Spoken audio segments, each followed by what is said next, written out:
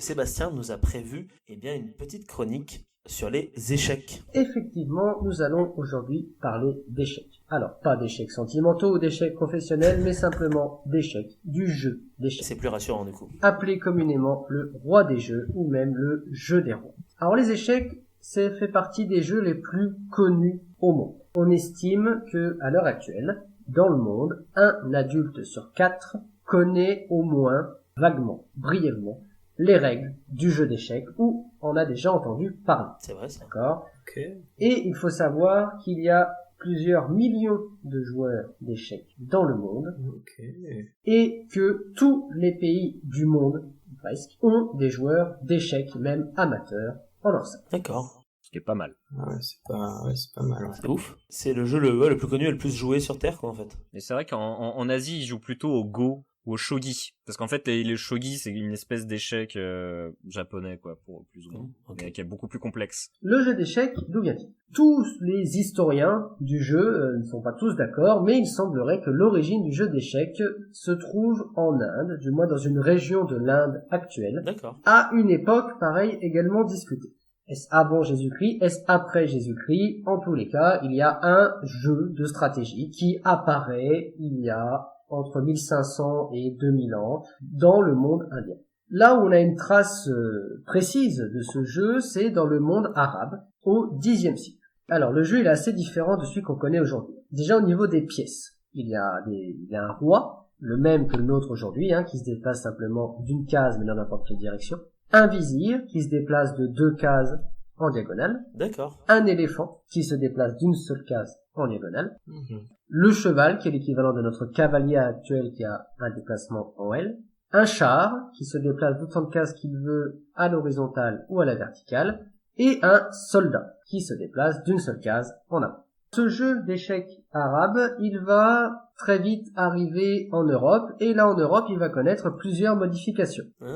Alors au point de vue des règles, le jeu reste le même, le but c'est de battre l'armée ennemie en capturant le roi, ou du moins en le mettant en échec, c'est-à-dire l'attaquer et le camp adverse n'est pas en possibilité de défendre son roi, et mat, ouais. En le déplaçant ou en interposant une de ses pièces pour le protéger. Cette règle reste dans les échecs européens, mais par contre, les pièces, elles, vont énormément changer. Oui. Alors le roi, lui, ne change pas. Par contre, l'éléphant, qu'on dit filu en arabe, devient le fou qui se déplace en diagonale d'autant de pièces qu'il veut. Le cheval, on l'a dit, reste le cavalier et garde son déplacement. Le char, qu'on dit rouk, la tour, devient la tour, la rouk en anglais. Le soldat devient le pion. Et la pièce qui connaît le plus de changements, c'est le vizir. Ce qui fait que le vizir, c'est la reine, du coup. En effet, le deuxième homme de l'État dans le monde arabe, en Europe, devient une femme, une reine, et ainsi une dame. Et de son déplacement en diagonale, on passe au déplacement actuel de la dame, donc dans la direction qu'elle veut, d'autant de cases qu'elle le veut, tant qu'il n'y a pas d'obstacle. Ouais, elle devient plus pétée, quoi. Elle a subi un upgrade. Et ces règles du jeu d'échecs, on le sait qu'elles sont fixées en Europe au XVe siècle. Ah oui, donc c'est très récent, en fait. Et depuis le XVe siècle, ces règles n'ont pas changé. Ok, d'accord. Le jeu actuel d'échecs auquel on joue, c'est le même. Enfin, les règles ont été fixées au XVe siècle. Ouais, vraiment. Et bien sûr, depuis, le jeu d'échecs s'est énormément répandu et c'est même démocratisé. On est passé d'un jeu qui était joué surtout dans les cours, par la noblesse, les aristocrates, à un jeu joué par absolument tout le monde, ou du moins n'importe qui aujourd'hui, s'il s'y intéresse, peut se mettre aux échecs. Ouais. C'est un jeu qui a un tel succès qu'il existe bien entendu un championnat du monde des échecs et c'est même reconnu comme un sport officiel. Il y a des fédérations nationales d'échecs et bien sûr une fédération internationale. D'accord. Comme tout sport reconnu, homologué, il y a un champion du monde. L'actuel est Magnus Carlsen depuis 2013. Et il faut savoir qu'il y a un champion du monde depuis le 19e siècle, puisque le premier d'entre eux s'appelait Wilhelm Steinitz, et il a été champion d'échecs entre 1886 et 1894. Et le principe est très simple, les joueurs des différents pays doivent être classés au niveau mondial, ils doivent avoir obtenu des titres mondiaux, donc champion national, champion d'un secteur du monde, etc. Et ces joueurs classés s'affrontent entre eux au tournoi des candidats. Le tournoi des candidats, ça permet de choisir le joueur, le challenger qui aura la chance d'affronter le champion du monde pour récupérer le titre. Et alors les échecs, comme c'est un sport de très haut niveau, il y a eu énormément de théories. C'est un jeu qui a été énormément théorisé. Surtout, c'est un sport de l'esprit, donc il y a énormément de théories mathématiques, vous vous en doutez, qui ont été élaborées autour du jeu d'échecs. Alors je ne vais pas rentrer dans les détails parce que ce serait extrêmement compliqué, mais sachez qu'aux échecs, il y a déjà ce qu'on appelle des patterns, c'est-à-dire des schémas tactiques qui se répètent et de fait que les joueurs apprennent pratiquement par cœur pour pouvoir utiliser les meilleures stratégies, les meilleures tactiques lorsqu'ils jouent. Les meilleurs champions du monde actuels connaissent des centaines et des centaines et des centaines de schémas de stratégies pour leur jeu. Dans ce même principe, il faut savoir que les pièces des échecs ont des valeurs, ont des notations de la moins forte à la plus forte qui permettent également de définir des stratégies. Lorsqu'on va échanger les pièces, lorsqu'on va chercher à capturer des pièces ennemies ou lorsqu'on va accepter de sacrifier, de perdre une de ces pièces, on va faire en sorte de prendre à l'ennemi les pièces qui ont plus de valeur et pour les nôtres, essayer de perdre celles qui ont le moins de valeur. Alors parmi ces pièces, à votre avis, quelle est celle qui a le moins de valeur? Pièce qui vaut le moins de points. Je dirais le pion, ouais. Alors, la pièce qui a le moins de valeur, effectivement, c'est le pion, étant donné qu'il ne se déplace que d'une case en avant et qu'il ne peut prendre que d'une case en diagonale devant lui. D'accord? Donc c'est la pièce qui a le moins de puissance durant la partie. Ceci dit, le pion a un avantage par rapport aux autres, c'est que si on arrive à le pousser au bout de l'échiquier jusque dans le camp adverse et qu'on atteint la dernière ligne, eh bien il y a ce qu'on appelle une promotion et on peut transformer le pion en n'importe quelle autre pièce excepté un roi, puisque le roi il n'y en a qu'un seul. Fameuse promotion. Donc le pion est la pièce qui a le moins de valeur, mais il peut tout de même être très utile si on sait bien s'en servir. Ensuite, vous avez les pièces qu'on dit légères. Il y a deux pièces donc qu'on dit légères, qui valent toutes les deux le même nombre de points, qui arrivent juste après le pion. Eh bien, il s'agit du fou et du cavalier. Ce sont des pièces considérées comme légères. Alors pour le fou, tout bêtement, parce que le fou est efficace lorsqu'il marche par paire. C'est-à-dire que vous avez un fou de case blanche et un fou de case noire. Si vous perdez un des deux fous, eh bien, il y a une partie des cases, blanches ou noires, sur lesquelles vous avez beaucoup moins d'impact. C'est pour ça que c'est une pièce légère, parce que c'est une pièce qui peut être très forte. Si elle marche en duo, à partir du moment où on perd un, on perd une grande capacité. Pour le cavalier, c'est une pièce légère parce que ses capacités de déplacement sont assez limitées. Alors certes, il peut sauter par-dessus les autres pièces, ce que ne peuvent pas faire les autres, mais il est moins facile à placer et à manœuvrer que d'autres pièces. Et puis surtout, en général, il va servir à être sacrifié ou à être de bloqueur pour tirer un avantage de la partie. Ensuite, vous avez les pièces lourdes, à savoir la tour, qui vaut 5 points, et puis la dame, qui vaut 9 points. La dame est évidemment la pièce qui vaut le plus de points, puisque c'est celle qui a la plus grande capacité de déplacement, encore une fois, dans la direction qu'elle veut, d'autant de cases qu'elle veut tant qu'elle ne rencontre pas un obstacle, et puis donc la plus grande capacité offensive, puisque c'est elle qui peut capturer ou défendre le plus facilement. Enfin, il y a le roi. Alors le roi, c'est un peu particulier, à la fois il vaut une infinité de points, parce que c'est la pièce la plus importante, bien sûr, c'est celle qu'il ne faut surtout pas capturer, c'est celle qui qui fait perdre si elle est mise en échec, et également un point, tout simplement parce qu'en termes de déplacement et de capacité offensive, eh bien le roi est très limité. Il se déplace dans la direction qu'il veut, mais d'une seule case, et puis pour attaquer, le roi ne peut attaquer une pièce que si il ne se met pas en échec en attaquant, évidemment. Du coup, son utilisation est très limitée. Alors, pour terminer cette chronique très courte, en somme, j'ai décidé de faire un petit jeu sur les différents records qui ont été atteints aux échecs. En effet, comme toute discipline extrêmement pratiquée, il y a des records, il y a des choses assez extraordinaires qui ont été accomplies par des joueurs d'échecs. J'en ai sélectionné 6 au total, et le petit jeu, ça va être essayer de deviner quels sont ces records. Eh ben écoute, allons-y. Alors, on va commencer par la plus longue série de victoires. Je dis bien victoires. Combien de matchs consécutifs ont été gagnés par un seul et même joueur, à votre avis? 529. Énorme. 529, ça me semble tellement gigantesque. 193. Tu vois, il a mis la barre tellement haut avec ses 529 que...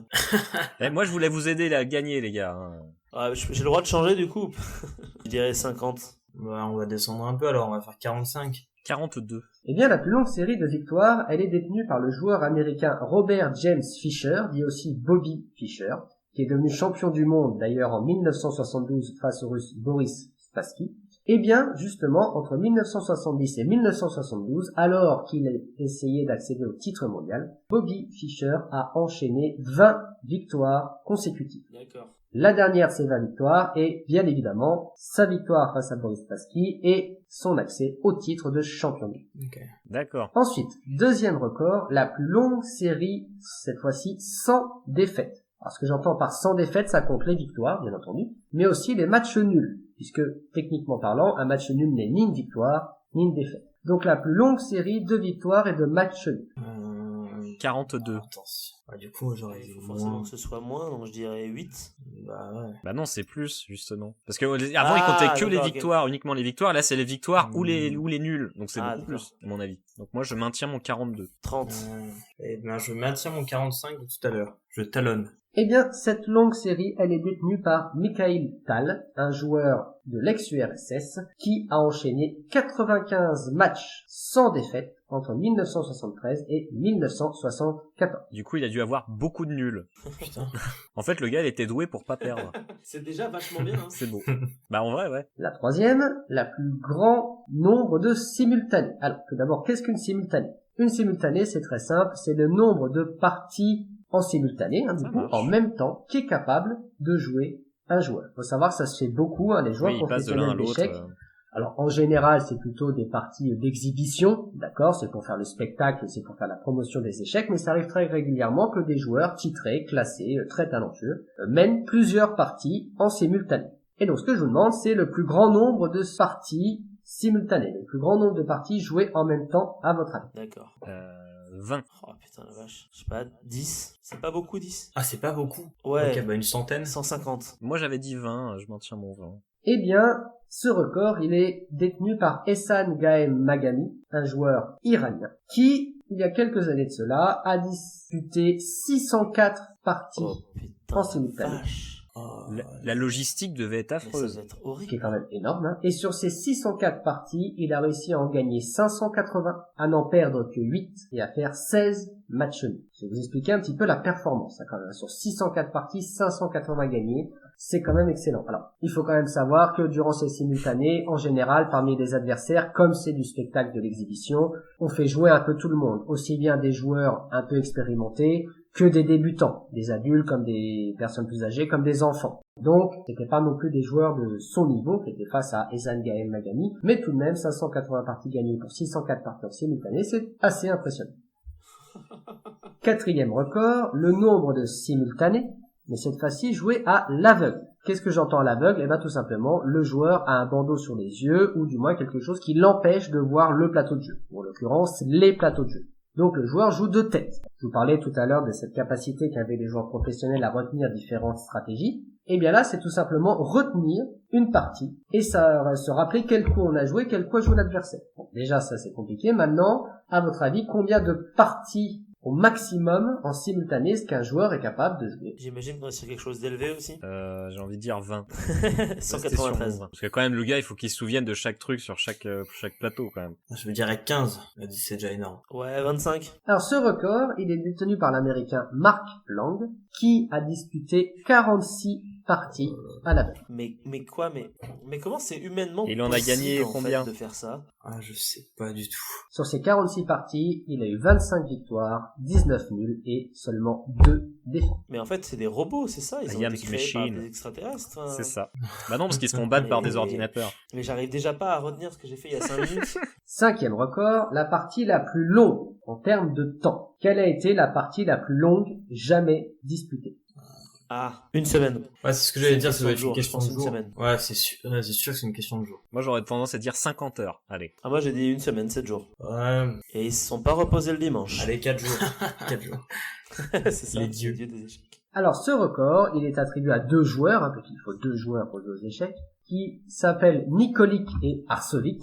Alors non, c'est pas le début des blagues, hein. Nikolic et Alors, c'est Arsovic, Nikolic et Arsovic qui sont sur une qui moto. en 1989 à Belgrade ont disputé une partie sans limite de temps, qui a duré 20 heures et 15 minutes. Ah oui, en fait, ça va. Ce qui est déjà énorme. Enfin, ça va, c'est Ouais. les gars, tu sais, tu te rappelles, tu prends pas de pause, hein. C'est, t'as et t'as l'horloge qu'il faut clipser à chaque fois, hein. Ouais, T'as un j'en ai temps un limité. truc vraiment démentiel. Je suis presque déçu. Oh, il est grognon, là. 20 heures, c'est déjà bien. Il y a eu 269 coups échangés et cette partie s'est soldée par un match nul. Donc 20 heures et 15 minutes à se concentrer sur la seule et même partie, c'est assez impressionnant. Imaginez déjà des joueurs qui sont pleinement concentrés pendant 1 heure et demie simplement sur une partie, c'est déjà un exploit de maintenir un tel niveau de concentration. Là, pendant 20 heures et 15 minutes. À la fin, il devait être complètement niqué. Enfin, 6e et dernier record, le jeu d'échecs le plus cher du monde. Puisque, bien entendu, vous avez des fabricants de jeux d'échecs, et puis, certains profitent de la notoriété de ce jeu pour, créer des jeux dans des matériaux très rares, très précieux, et il existe un jeu d'échecs le plus cher du monde. 255 millions. Wow. Ouais, si t'es pas loin, mettons 7, j'augmente. Ah, moi, j'ai mis 250 millions, c'est 250 millions. Le mec le plus optique du monde, tu sais. Ce jeu d'échecs, il a été fabriqué par le bijoutier Jewel Royal. Vous excuserez mon accent anglais à petit peu. Et ce jeu d'échecs de Jewel Royal, il vaut 1,2 million d'euros. Ça va, c'est raisonnable. Oui, ça va. C'est un jeu qui est en or, en argent. Alors l'or pour les pièces blanches et les cases blanches, l'argent pour les pièces noires et les cases noires, incrusté de rubis pour les parties en or et de saphir pour les parties en argent. Voilà, donc un jeu qui vaut 1,2 million d'euros, sachant que le deuxième jeu d'échecs le plus joueur du monde, c'est un jeu japonais qui lui, les créateurs sont japonais, et il vaut quant à lui 960 millions et quelques d'euros. Voilà, donc c'était pour vous donner un petit peu l'idée des records, des choses absolument impressionnantes et rocambolesques qui existent dans le monde des échecs. Voilà, j'espère que cette chronique vous a plu, j'aurai grand plaisir à vous retrouver très bientôt pour une autre chronique, je ne sais pas encore laquelle, mais j'y réfléchis. Voilà, je vous remercie pour votre attention. Mais merci à toi Sébastien pour cette pour ta première chronique, on va t'applaudir, je pense. Ah oui, c'était la première. Ça fera plein de... on va niquer les oreilles de tous les auditeurs, bon voilà. Ça me semble être une bonne idée. Merci. Bon. Du coup, j'en profite juste pour ajouter un petit truc, si possible. Pour dire, là, du coup, tout ce que t'as dit par rapport aux échecs, ça m'a beaucoup rappelé, comme je t'ai dit, le shogi, un manga que je connais qui est là-dessus, qui s'appelle March Like a Lion, et du coup, qui raconte la vie, le parcours d'un joueur professionnel de shogi au Japon. C'est très réaliste, hein, pour une fois, c'est pas des trucs esprit shonen où le gars, il a 8 ans et il devient le meilleur joueur en 6 mois.